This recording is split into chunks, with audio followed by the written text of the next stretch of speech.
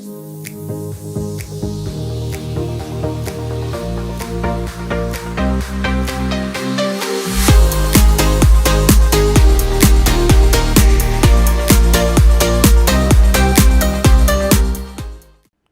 to another edition of the CDG BizCast. I'm your host, Christian Gonzalez, co-owner of Creativity Design Group, a digital marketing firm in Houston, Texas. Our small business spotlight is on Chef Michael Brown, owner of Jamburritos. He is an entrepreneur who brings happiness to everyone he meets with culinary talent. Michael is here to tell us about his noble beginnings and why his passion for cooking has led him to where he is today. So, Michael, thank you for joining me on CDG BizCast today. It's your very first time being here, and we're happy to have you. How are you today? Thank you. Kristen, I am just excited to be on the show and able to kind of talk with you. We hit it off very well. We met a few weeks ago and both have similar business minds, so I'm happy to be here. And I'm happy to have you on the show as well. Like they say, great minds think alike, and so I would like to start off. Please tell me your story about why you wanted to be a business owner versus working in the corporate world. What was your drive towards becoming a business owner? What really pushed you there? Well, actually, it was a point of discovery based on a vision that I had, and the point of discovery was based on the fact that there was a need. I'm a true believer that necessity is the mother of invention. I was in the ninth grade living with my mom, who had been divorced for a while, and she was trying her best to support her kids, which she had 7 of. And 4 of them at that time were in college, and I was the oldest in the house with the 2 younger boys. And my mom basically told me that this fall she wouldn't have enough money to buy me school clothes. And it was like I had an instinctive response of, no problem, Mom. I'm going to go and get a job. I hadn't been thinking about getting a job, but as soon as that situation arose, I got my sneakers on and we walked with my buddy 3 miles in search of a job. Came across a guy who was in front of his restaurant sweeping his sidewalk. And I said to him, I can do that for you. And he said, really? Okay. I said, yeah. Do you have any work? And he said, yeah, come down on Monday morning and I'll get you started. And that's where I got started in the restaurant business. It was in Plainfield, New Jersey, and I was a dishwasher and I peeled potatoes and things like that, swept the floors. And when I talk about necessity of the mother of invention, the need was, of course, to be able to afford my own school clothes. But then it sort of like happened, and the cosmos just circled back around, and my mother just happened to come by the storefront and saw me mopping the floor. And it was at that moment I heard, like as if the heavens opened up and said, this is what you're going to do for the rest of your life. And I said, okay, I have no problem with that. I said, but I just have to make a deal that I will be the owner.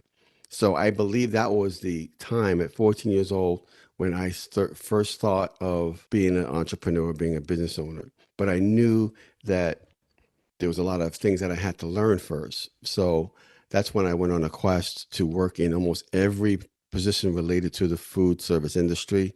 I worked 2 jobs at once for 4 years of high school.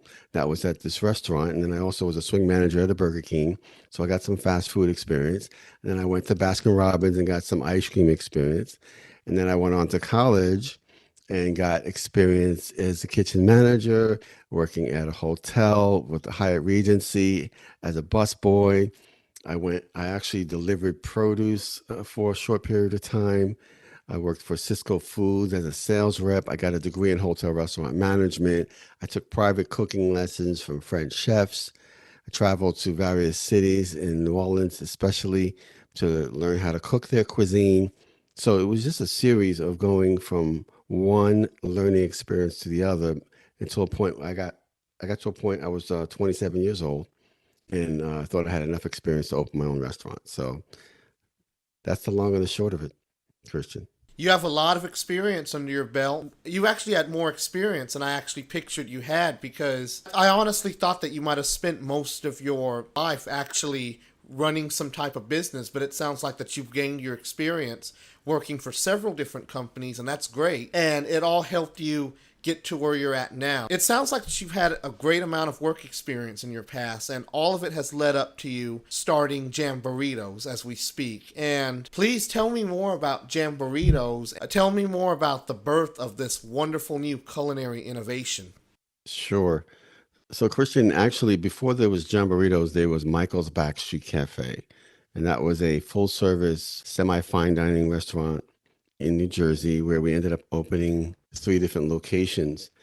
Jamburritos actually is the fast casual version of Michael's Backstreet Cafe. So at Michael's, we had servers that wore bow ties, long aprons, and we had, lace tablecloths and lankwitz ceiling fans and jazz music and like Dizzy Gillespie and Louis Armstrong playing. And it was the kind of place where it was like a little hideaway place. In fact, that's why we called it the Backstreet Cafe, because it was actually on a backstreet cul-de-sac. We opened in 1989.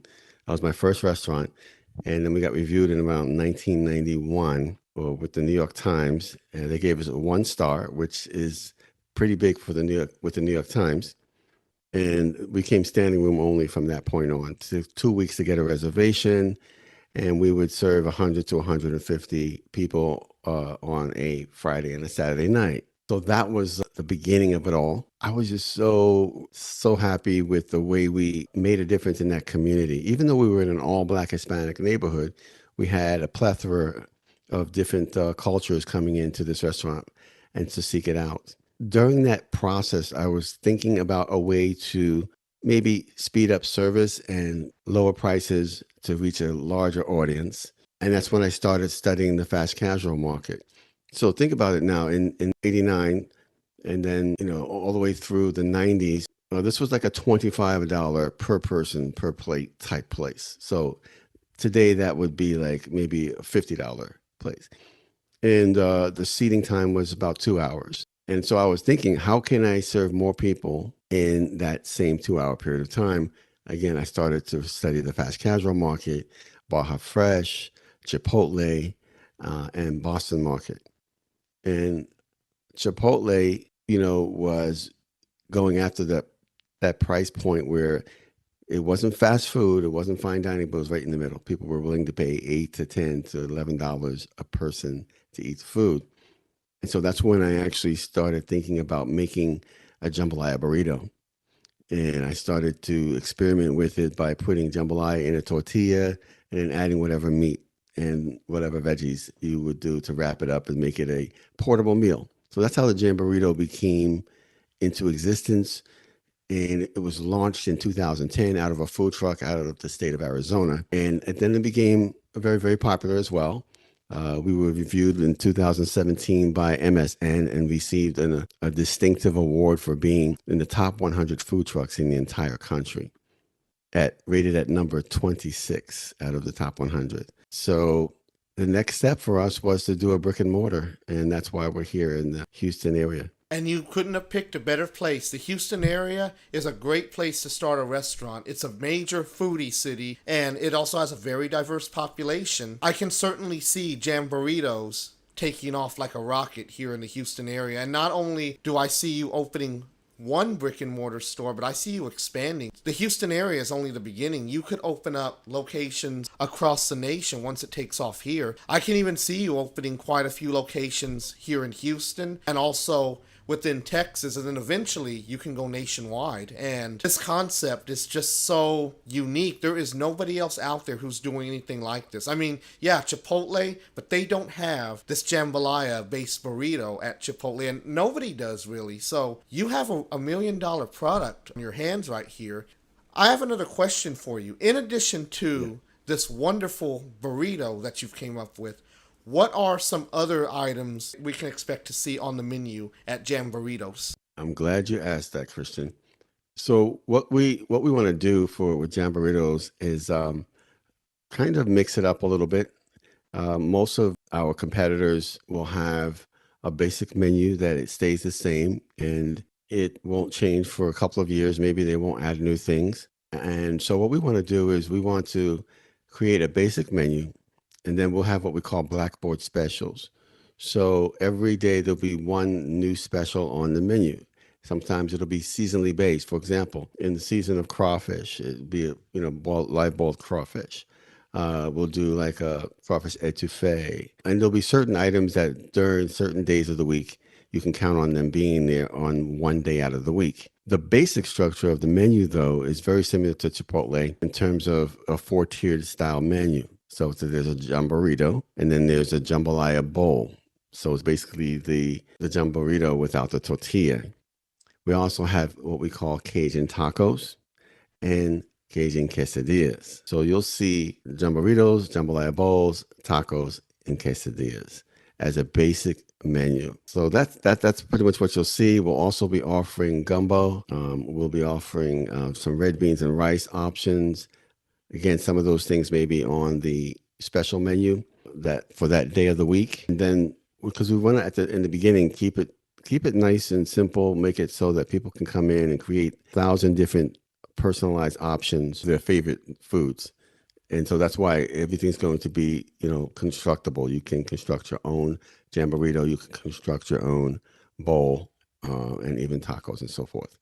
What will be unique about everything is that we make our own roux and etouffees and Creole sauces. So those sauces will be that flavor that you get down home New Orleans. And we also have our own seasoning mix called Miracle Dust, which is salt-free, and we just add enough salt just for that particular recipe. That will make those flavors unique to Jamburritos and versus any other burrito company. I must say that I was starting to get hungry just hearing you describe all of that. That is a wonderful menu right there. I can't think of a better market than the Houston area. Again, it's a major foodie city. The people in this area love to eat. They love to go out and eat. And the restaurant scene here is crazy. You would take off like a rocket here if you were to get started here. You also mentioned to me during a private conversation we had a few weeks ago that you entered your spice into a contest sponsored by HEB. Could you please tell me a little more about that? Absolutely, Christian.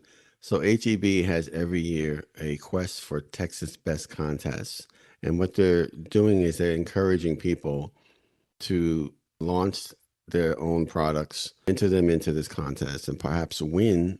I think the prize money was something like $5,000, first place, and that kind of thing. So they can win money and also have the opportunity to possibly get their product on their shelves. Because HEB was started on a wing and a prayer by a young lady years and years ago, they're centered very much on locals. So everything that we do has to come from Texas. I entered so far 2 years in a row, and looks like I'm going to have to go back for the third year because we didn't become finalists in either of those situations. But it was a great experience to do that. We created a video each time for our product, and now we just continually grow and try to learn what it is that we can do to eventually win.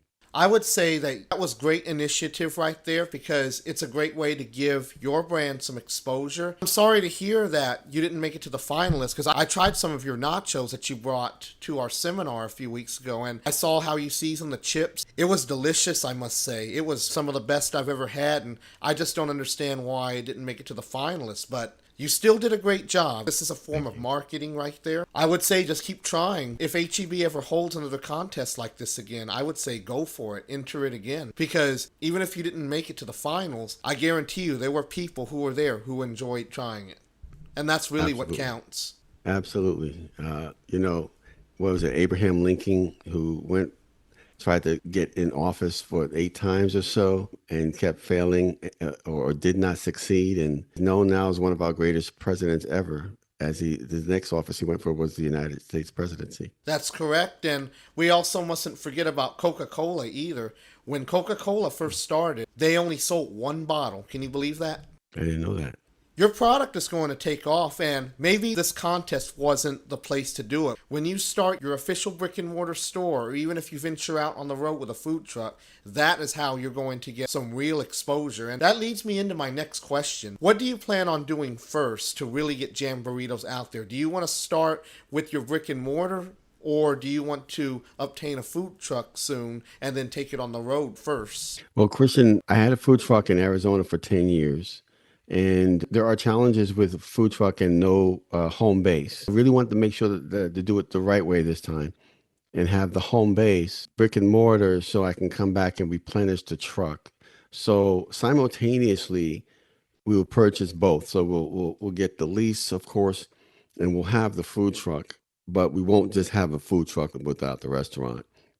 The food truck is going to be great for catering and for marketing into other areas because, again, as you mentioned in the beginning, the idea is not just to have one Jamburritos. The idea is to have multiple Jamburritos. I'm going to be chasing my competitors, which is like Chipotle and a couple other burrito companies out here. I'm going to be chasing them and, looking to, my 5-year plan is to have 8 to 10 stores. And then once that is established, I would be entertaining investors who would be able to take us to a point where we're opening up 5 to 10 stores a year. What do you plan to do to get the Jamburritos brand some exposure at this current stage? Since you don't have your storefront yet, what are you working on to truly get it out to the public to create awareness? That's a great question. I initially, when I first came to the Houston market, I did start to do festivals. I did the Houston Food Festival, and I learned something from there. It's sometimes, until you have the right people on the bus, it could actually hurt your brand. We were really, really busy. We were on par to do $8,000 in a 4-hour period, and we did $4,000 instead because it was so busy and we didn't have the right staff. We ended up having to shut down because service is very, very important to me, and I'd rather work on the orders that I have in the kitchen and service the people quicker than to have them wait and wait and wait. I formed a marketing team right now where we're going to look at some unique ways of marketing Jamburritos. And we're going to be meeting once a month. And maybe you might even be on that team if you're interested. So we're going to be meeting once a month. And my goal is to have a think tank of people that can say, okay, let's think outside the box. Let's break the box open. Okay. When we were in New Jersey, and my wife was running the marketing and the PR, we did some really, really out of the box thinking. We were reading that book, Guerrilla Marketing. I'm sure you've heard of that one, Christian. And we just did some crazy things to get the name out there. I remember once there was about 2 cities over, there was at Montclair State College, there was a Billie Holiday concert.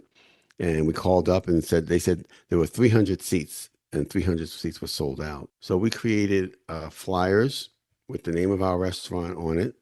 Actually, the flyer was a postcard with a postcard menu hid in the bushes. When the people came out from the theater, jumped out and handed them these cards.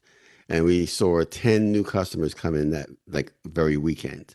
So things like that. And in terms of creative ways of getting the name out there is going to be important. And mostly now it's probably going to be through social media. Eventually, when we get closer to the grand opening, we'll have pop-up tastings to help us just kind of get some of the influencers in so they can start talking about it on social media. One thing we also might do, again, is begin to attach ourselves to a charitable organization and help them out in some kind of way. We've done that in the past with the SOS, Cancer Research, Battered Women. So we've done that before, and we're just looking to do that again. We've fed people at the homeless shelter. So there's going to be a combination of things that is part of our DNA that will help us to, in my opinion, let the people know who we are. I don't like to necessarily always have an ulterior motive in what I'm doing, but I do know that people will follow a vision, and I'm hoping to get a lot of people on board. Yes, that's correct. Once you have your vision of what you want in life set in mind, then it's your job to follow it. And right now, I can tell that you're passionate about what you do and that you really want to take Jamburritos to the next level. I mean, the idea alone is taking fast casual to the next level, but this is just out of this world thinking right here. You mentioned, without me even actually telling you, you actually mentioned something that is part of, I think, our differential advantage. So my background includes working in fine dining, fast food. I was even a nomad, with traveling food truck and tented events and those kind of things. My goal is to bring all of that experience in a situation of fast casual that I call five-star service in a fast casual environment. So what do I mean by that? Okay, I have identified certain, I should say, deficiencies in my competitors who have been quite successful. Chipotle has over 1,800 stores, and a lot of the other burrito companies are doing quite well. But I've identified a deficiency, and that's in their service. That happens to be one of my pet peeves and one of my vast experiences that I've been through, where, I've served the Prince of the Netherlands, Bishop Desmond Tutu, Richard Pryor. And I'm not saying that because believe that they're any better than anybody else, but that's the level of service that I've been exposed to. And so I'd like to bring that level of service back into the fast casual market, which I think doesn't really exist. So, for example, when you come in, we're going to make sure we greet you. It's going to be, we're going to make sure we even have somebody at the door greeting you. Sometimes on the one online, we might hand out some samples for you to taste some of the new creations that we're doing. You come up to be served. You're not going to be like a conveyor belt type customer. We're going to look you in the eye. We're going to know exactly what we're serving so we can educate you if you don't know. Like, we'll be able to tell you what an etouffee sauce is. What cut of meat do we use? These things are not existing in my competitors. Most of the people that are serving us are barely looking at you, barely interacting with you. We're going to use technology to make sure our service is always 5-star. And if we ever fall below that, we're going to use technology to allow people to have a window of opportunity to say, let us know so we can correct it right away. For example, if you've ever been to and this is a bad example, but this is hopefully to illustrate what I'm talking about. If you've ever been to an airport bathroom, when you leave the bathroom, on the way out, there's this little thing that you can see. It's a sad face or happy face. And so you hit sad or you hit happy, but it's somehow that information is gathered up to some place where a person who is in charge of that area can say, hey, I need to go tend to this bathroom because it's not clean or whatever it is. It may not be that exact type of system, but before you even leave out the door, there's going to be some type of kiosk that's going to allow you to give us feedback. We're going to always encourage feedback, even while you're online. We're going to entertain you with jazz music, like I mentioned before, Dizzy Gillespie, Louis Armstrong, Zydeco, all of the arts that form the basis of the New Orleans vibe. Okay, so a lot of the people that we'll hire will be actors and actresses. So their job is just to entertain. If you remember that movie Cocktail with Tom Cruise, he as a bartender you think he's selling drinks, but no, he's selling entertainment.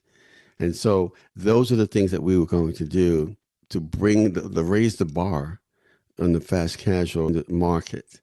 And I believe that, and I know for a fact that food is important, but service is higher on people's radar when it comes to restaurants. And so I'll be focusing heavily on making sure that we live up to our values, which is to serve people with excellence, to understand what it is that we're serving, to be able to have emotional intelligence enough to read people so that we can make sure that we are being part of the solution and not the problem. I've always been able to read people. Like, you come up and look like you have a bad day. My job is to make sure that you leave you're having a good day.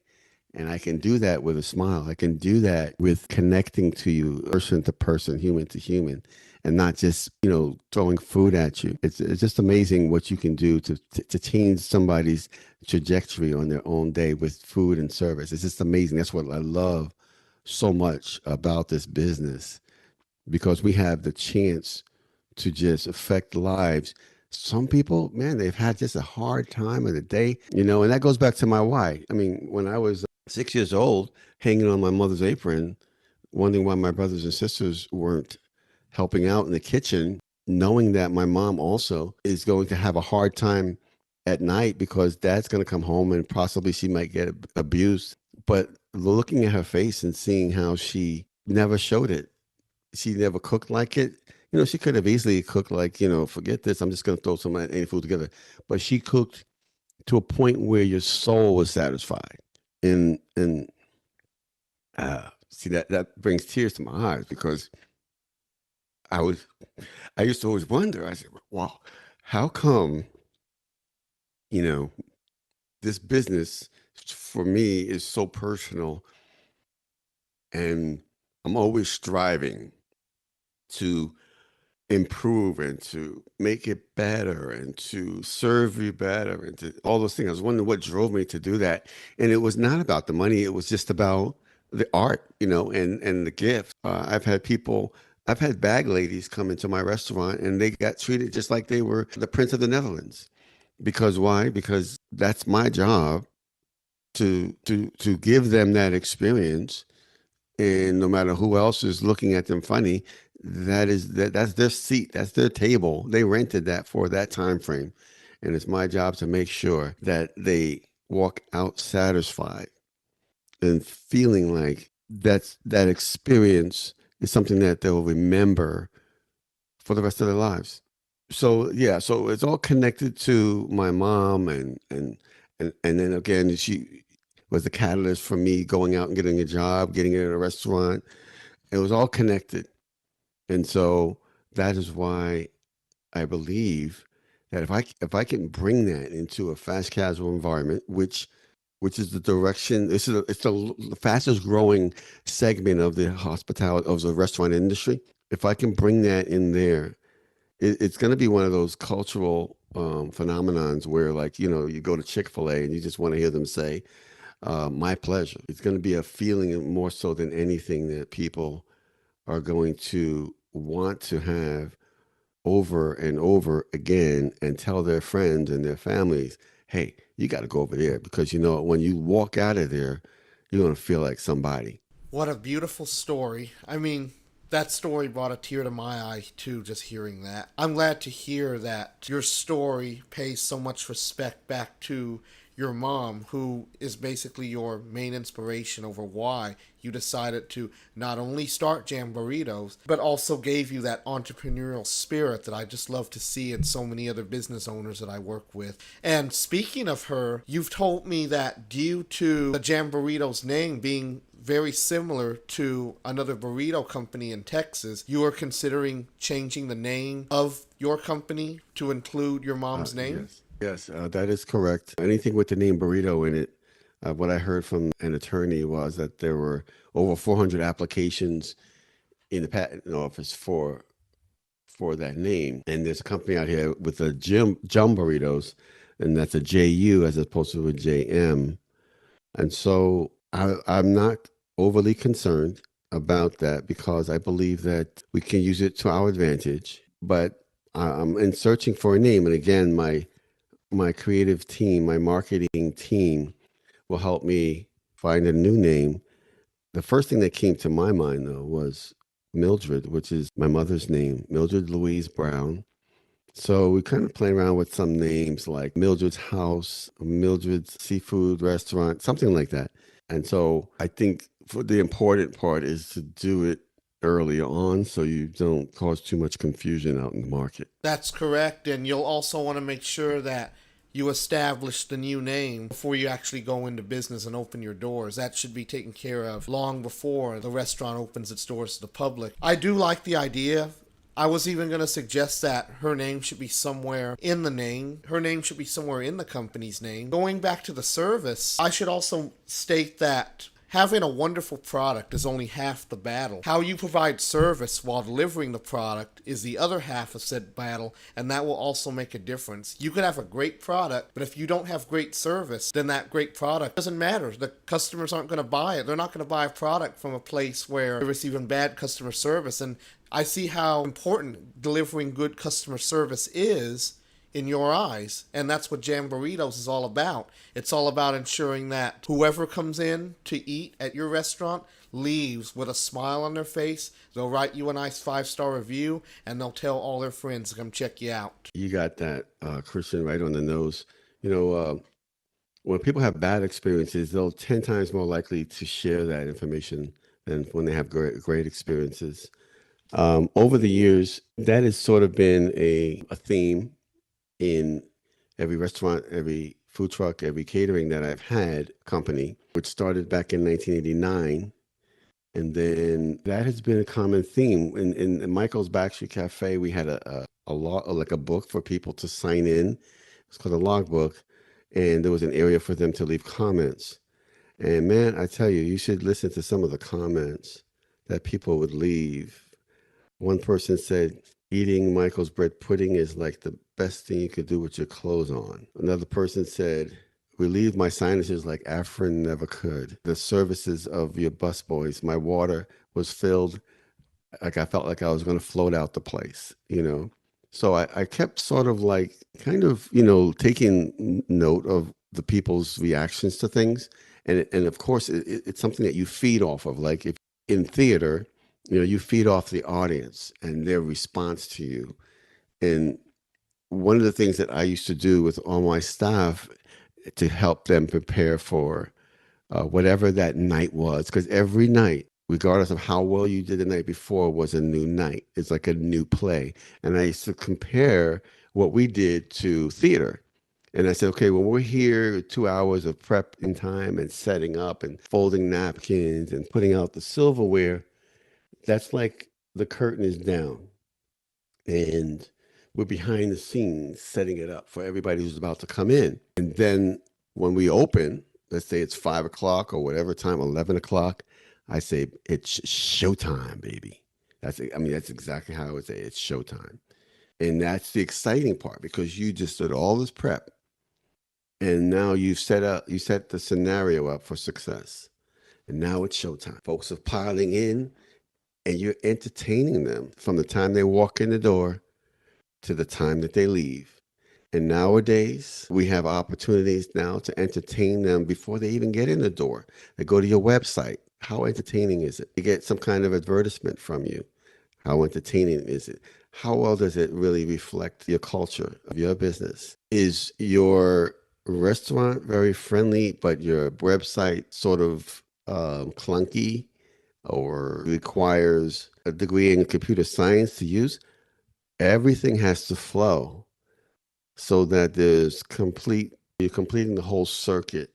So that's what I'm really looking to do, not just in this one store, but in a regional and then eventually a national level, to a point where we're a trusted company. We deliver on what we say we're going to deliver. I believe heavily in under promising and over delivering. And our market that we're going after is a very distinctive market. And how do I know that? Because I've been serving this type of food, and I've been me for as long as I can remember. And I've seen the people that we've attracted. Even in the food truck, I remember like when people came up to our food truck, they had already smelled the food from like a half a mile away. So they say, man, I just followed the smell. And then they had this look on their face of excitement. And I always say this, when you're excited about to eat, when you're excited about what you're smelling, your food tastes that much better. I'm just saying, laying it out there. Your food tastes a little bit. So they come to the truck or they come into the seat at the restaurant and they're just so excited. And I'm like, well, I just don't want to let you down. And so I deliver what I know I can to the best of my ability. And I started to see this common thread, and I started to say, you know what? We need to establish a profile here. Some people might call it a persona. And we need to establish a persona. What's the common thread? It's one, the people that come to the truck are foodies. The people that come to the truck or people that come to eat by us are well-traveled. People that come to eat by, they like to seek out really, really good food. Either they can find it, out there, or they can actually create it themselves at home. And they don't just eat for fuel, they eat for an experience. So I kind of put all those characteristics together, and I named them. And I said, there's a place, and I know it's gonna sound really crazy. So Jamburritos is a restaurant, but Jamburritia is an island or is a place. And the people that live in Jamburritia are Jamburidians. I had this Facebook page called the Jamburidian Club or something like that. Because of my inconsistency, that hasn't really built up. But I think that it has a chance to really be a thing, when you know what a Jamburidian is, because that profile. And people like to be around people that are happy about what they do and eating out. So anyway, that's where I'm excited. That's where I want to take fast casual. And it's okay. I'd rather serve 1 million people for $11 a head than serve, say, 200,000 people at $50 a head. Because while I do have a background of being an executive chef and I've put out some really, really top quality meals, longevity wise, I saw the writing on the wall and knew that why can't we do top quality for less money, bring the same 5-star service, and see what difference we can make out there. Yes, yes, very well said. And you led me into my next question. I was going to ask you about who your target audience was, and you described it perfectly. So, to follow up on that question, where would you say Jamburritos' ideal location within the Houston area would be for their first brick and mortar store? Oh, yes. So only 2 years in the city, so I'm still learning. We've chosen Houston because it is the culinary capital of the United States. And because we believe that when you're starting something for flagship operation, you want to go where the people are. Location, location, location. Still busy, still big in the industry. And when the trendsetters get a hold of it, then they will actually help you to branch out into maybe lower trafficked areas. So, okay, wow, it's Houston. I heard this is great. We're gonna, take a road trip over there, blah blah blah. Oh, but next, you know what? We're gonna bring one to Parallel now. We're gonna bring one to, Missouri City or whatever.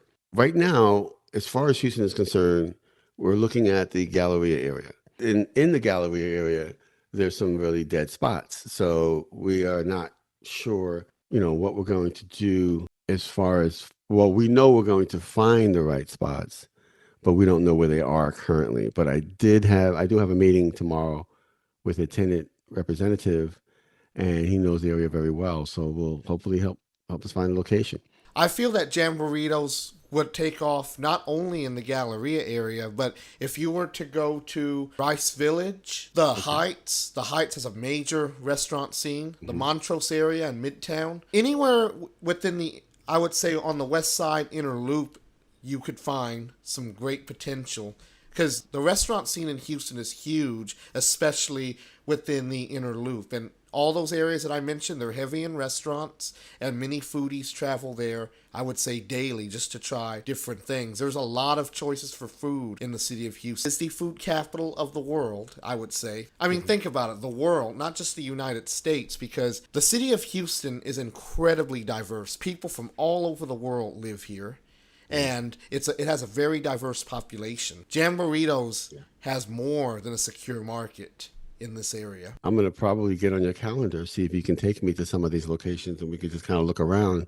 I'll buy you lunch and then we can go from there. You mentioned Rice. Is that Rice University area? Yes. Rice Village is a major shopping center. It's an outdoor shopping center and plaza right next to Rice University, and also not far from Montrose area and Herman Park, where the Houston Zoo and the Museum District is located. Okay. Yeah. I was at the Rice University for Dîner en Blanc. Have you heard of that? I'm not familiar with it. It started in France. It's called Dinner in White. So everybody has to wear white. And you bring your own food, and they have a band.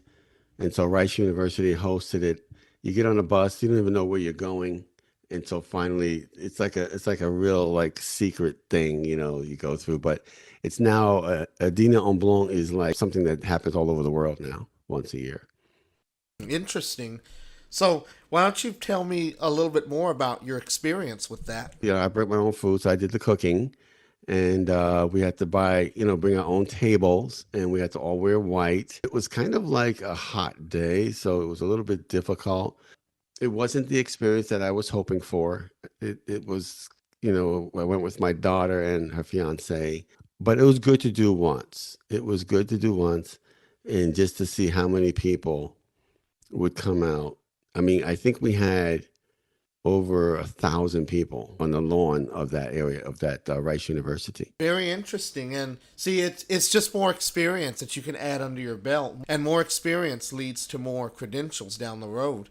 Now, Exactly. this might sound very forward thinking of me, but by this time next year, I would love to see Jamburritos at the Houston Livestock Show and Rodeo. Interesting. Interesting. Yeah, I investigated that and before. I just want, I've done huge festivals like the Ostrich Festival in Arizona. I've done like festivals with 50,000 people, and I go back to what I mentioned before about having a home base, because in previous times when I've done those festivals, it was either in a tent or a food truck, and it is a lot of work. And there is a integrity. I have a thing about integrity of my food. So you're cooking in elements that are outside and so forth. You have some things that can be compromised. We make a lot of scratch items. So I'm not going to say no. I'm just going to say it needs to be well thought out, and we need to have the right product there. You don't, in these rodeos and stuff. In fact, I've done one up in Colorado. I've done some rave concerts and stuff like that. Another one out of California in the big stadiums. And for them, they're looking for different types of food. And so like, for example, they may be looking for burgers, hot dogs, brisket, and stuff like that, which we do. We can do those things, but I have to make sure that I'm consistent with my brand promise. I have a couple other concepts under my belt that I want to do. I have my dad made these amazing burgers, and so I have a burger concept that I want to do in the future. I also have a Caribbean concept, which would be homage to my heritage, which is Trinidadian, and my wife is Haitian. So we're going to do one called Adrian's after her name. Eventually, that's what I want to do, is branch out. I think my gifting has to do with bringing authentic cuisine to themed cuisine to the masses. I can definitely see you starting a company similar to Landry's. You could call it the Michael Brown Restaurant Group or something like that, something along those lines, and having all these different individual concepts underneath that one umbrella. Yes, sir. Yeah. But as you mentioned, the word group means the right people on the bus. It's hard to do it you can't do it by yourself. And so really right now I'm cultivating relationships of like-minded people with different talents and gifts, many of which I may not even have. But I'm smart enough to know that there's smarter people than me out there. But it's mostly about the passion and the drive. I mean, it's definitely not about the money, because the business that we're in is a very low margin business. We put pennies in the bank as opposed to dollars. You got to love it to be in it.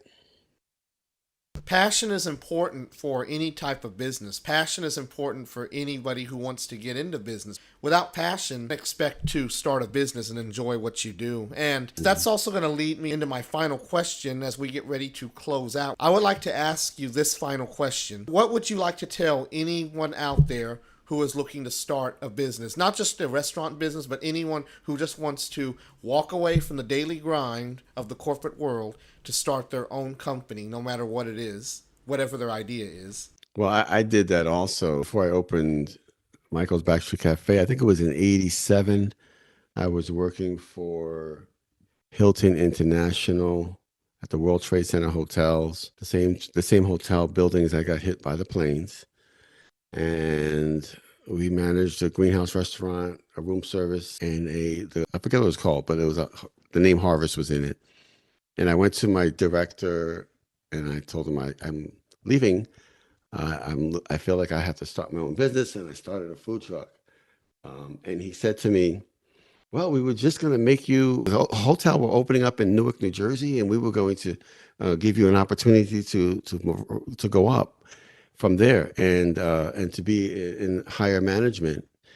And I was adamant, no, no, no. Even though that opportunity was placed before me, I was adamant about not just quitting and just going out. Now, here's the thing.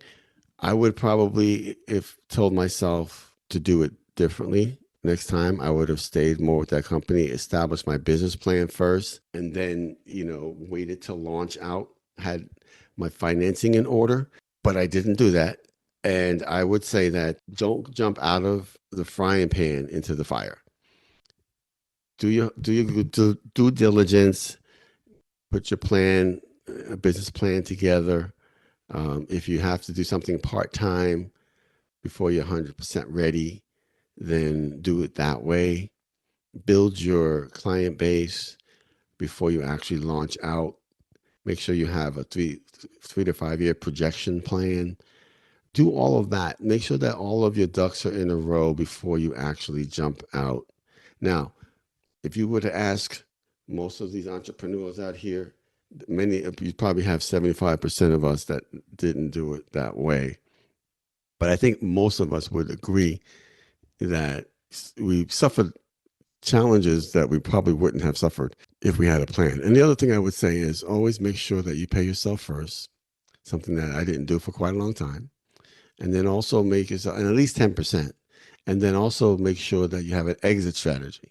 So every business plan should have an exit strategy. In 5 years, in 10 years, I want to leave, but I want my value of my business to be at such and such so that I can therefore go ahead and sell it at a certain price. And then also when you do your business plan, use it on a regular basis. Keep looking at it, keep developing it. It's a living document. Get yourself in a position where you don't have to be working in your business, but working on your business. As much as we creative people want to get in there and mix it up, I was like, nobody can cook the Jamburrito like I can. But that was a mistake. Get it so that your system is duplicatable.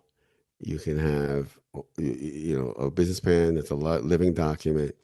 You can work your plan and keep yourself like the general on the mountaintop, looking over the landscape and saying, this is how we're going to move. This is because you can't do that on the infantry line and see what the big picture.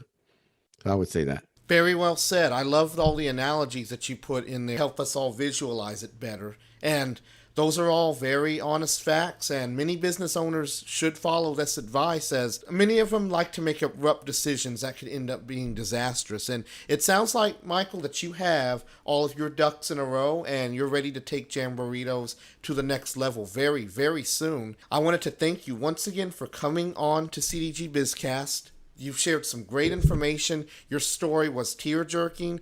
It was heartwarming. I enjoyed hearing you tell it to me, and I really hope that all of our listeners will definitely gain something very useful when they listen to this episode. Thank you once again, Michael. You're great. Thank you, Christian. Thank you so much for having me on the show. So you have a great day now, and I look forward to having you on another episode of CDG BizCast very, very soon. Okay, I'll be there.